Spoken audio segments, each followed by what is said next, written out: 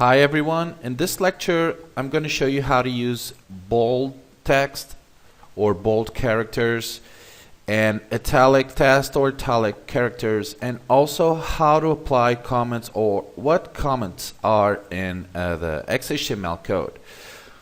So the first thing, let's start by creating some bold text. It's very easy. So we have here the code that we created from the last video. I advise you always to save the code when we end the lecture, because probably we will proceed in the next lecture with the same code we saved previously.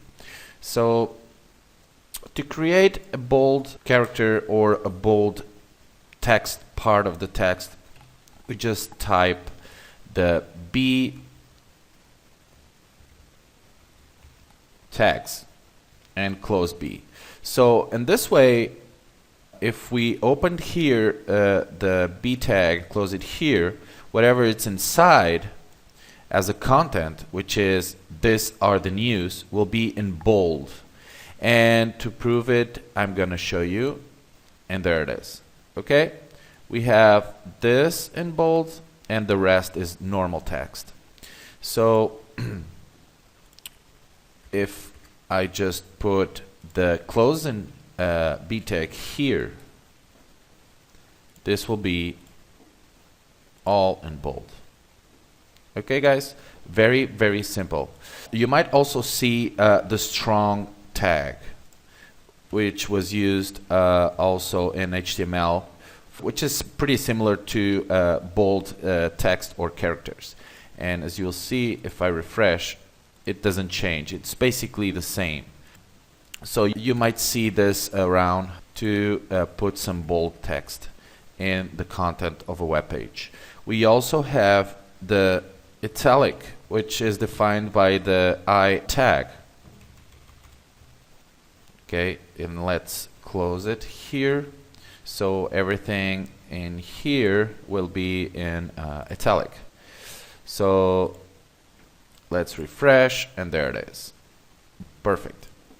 Okay, there's also another optional tag instead of I you could see for italic characterization or italic style. That is the EM.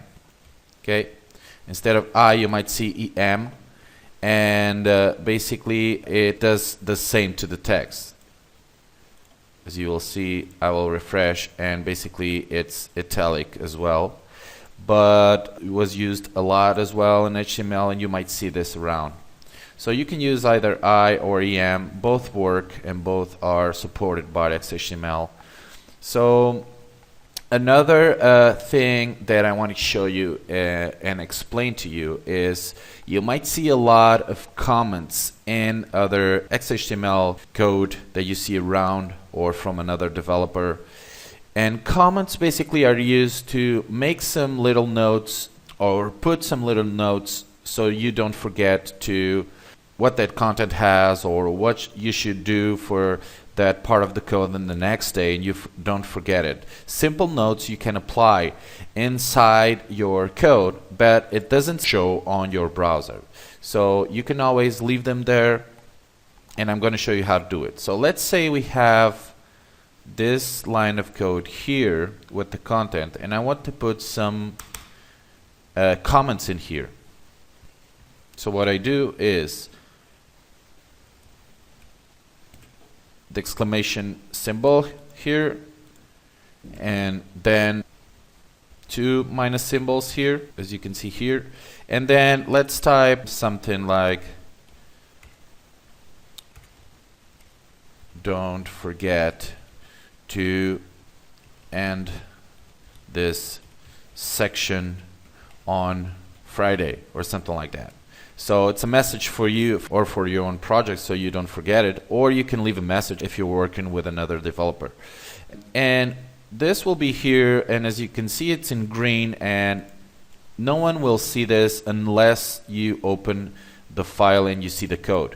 This won't be presented to the user on the browser. As you'll see, let's save this, and let me refresh, and there it is. Okay, nobody sees it. This will only be presented to the developer in the code. Okay, so this is how we make comments on XHTML code. And we can still put this down here and type here whatever we want.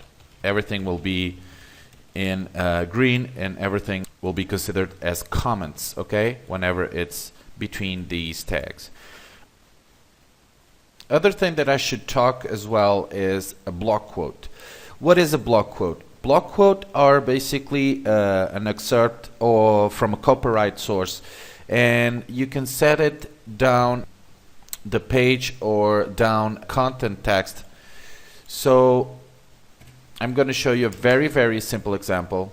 Let's say we have, let's put this here and call this type more. The guy was waiting for it and was arrested. Now down here, whenever you want to type some little content or text from a copyrighted source, we type a block quote. And to type block quote, just type block quote tag here, okay, and close it, of course. Okay, so whatever we type between them, you'll see how it presents right now in a minute. Let me just grab this. News came from CNN and other sources as well as